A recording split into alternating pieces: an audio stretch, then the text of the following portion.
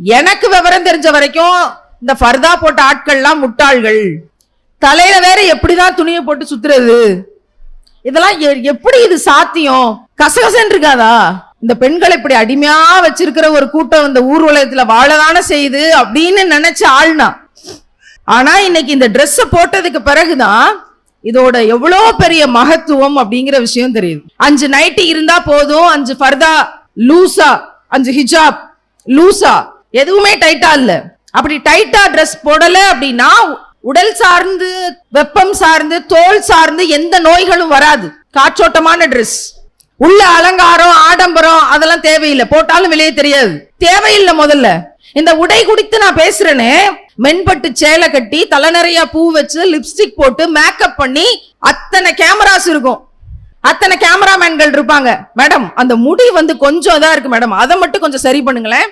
ஏன்னா கேமராவுக்கு அது கூட வலிக்கணும். அப்படி ஒரு பெண்ணு இருக்கணும், அப்பதான் பட்டிமன்ற நடுவராவே ஏத்துப்பாங்களாம். அதைத்தான் கண்ணியம், நாகரிகம், அறிவு வளர்ச்சின்னு இந்த சமுதாயம் சொல்லுது. எனக்கு அது எவ்வளவு கஷ்டம் தெரியுமா?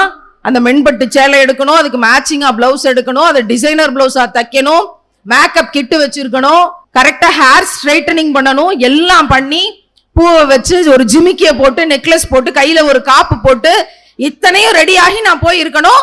அந்த ஷோ முடியிற வரைக்கும் இதே மாதிரி நான் இருக்கணும். இது எனக்கு எவ்வளவு கஷ்டம் தெரியுமா? எல்லாத்துக்கும் ஒவ்வொரு நிகழ்ச்சிக்கும் இதை நான் ரெடி பண்ணிக்கிட்டே போகணும், இதை நான் மெயின்டைன் பண்ணணும். ஆனா இஸ்லாத்துக்கு வந்த பிறகு இதை எல்லாத்தையும் சுருட்டி குப்பையில போட்டேன். வேற யாருக்கும் கொடுத்தா அவ ஒரு இப்லிஸ்தனத்தை ஃபாலோ பண்ணுவாளேன்னு சொல்லிட்டு முதல்ல எல்லாத்தையும் சுருட்டி குப்பையில போட்டுட்டு நான் ஒரு ஹதீஸ் படிச்ச பிறகு மிக வைராக்கியமாக அதை ஃபாலோ பண்ணணும்னு ஏத்து வச்சிருக்கிறேன். ரசூல்லா உட்கார்ந்து இருக்காங்க, ஒரு மரத்தடியில சாக்க போத்திக்கிட்டு ஒருத்தர் படுத்து கிடக்கிறார். மத்தியானம் ரசூல்லா அழுதுட்டே சொல்றாங்களா, அது யார் தெரியுமா?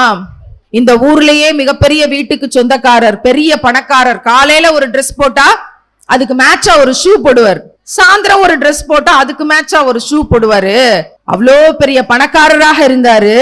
ஆனா இஸ்லாத்தை ஏற்றுக்கொண்டதுனால சொந்த பந்தங்களை தூக்கி எறிஞ்சிட்டு ஒரு சாக்க போத்திட்டு அங்க படுத்து கிடக்கிறாரே, அவரை பற்றி உங்களுக்கு தெரியுமா அப்படின்னு அழுதுட்டே ரசூல்லா பதிவு பண்றாங்களாம்.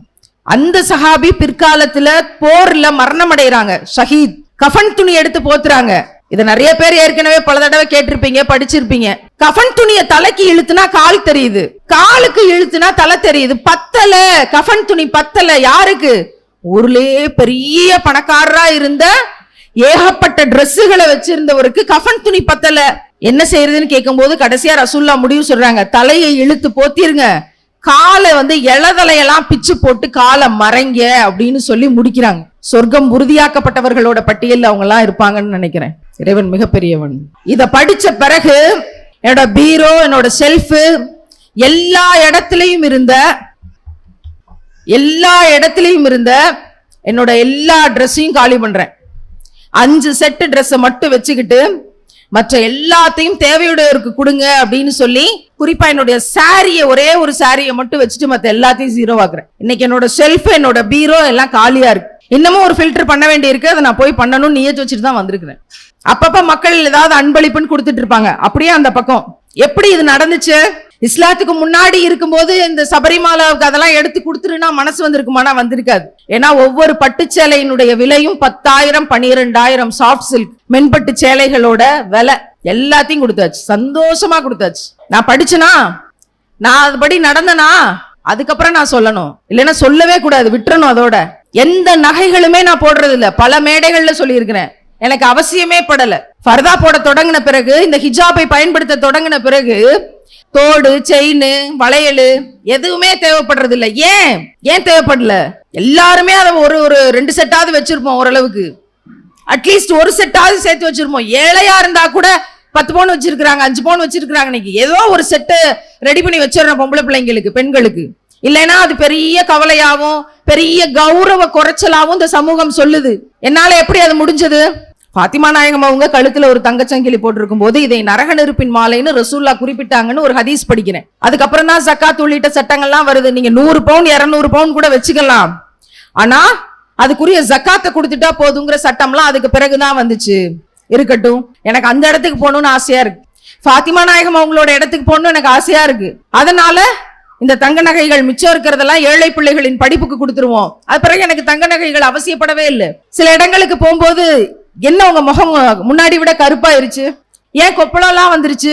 ரொம்ப சந்தோஷமா இருக்கு எனக்கு அதெல்லாம் கேட்கும் போது. இந்த பெண் பிள்ளைகளை பாதுகாக்கணுங்கிற இந்த பயணத்துக்கு, இந்த பெண் பிள்ளைகள் பாதுகாப்பாக இருக்கணுமே அப்படிங்கிற என்னுடைய பிரச்சாரத்துக்கு, இனி ஒரு பெண்ணை நரக நெருப்புல விட்டுறக்கூடாதே அப்படிங்கிற இந்த அலைச்சலுக்கு கிடைச்ச கூலி, கிடைச்ச நற்கூலி. ஒரு 5 வருஷத்துக்கு முன்னாடி அதை கேட்டிருந்தோம், ஐயோ நம்ம என்ன நிறம் குறைஞ்சிட்டோமா, முகமெல்லாம் பொரியா வந்துருச்சா, கொப்பளம் வந்துருச்சா, நம்மள கருப்பின்னு விமர்சனம் செய்யறாங்களான்னு கவலையா இருந்திருக்கும். இப்ப நான் அதை பெரிய கிரெடிட்டா நினைக்கிறேன். ஏன்?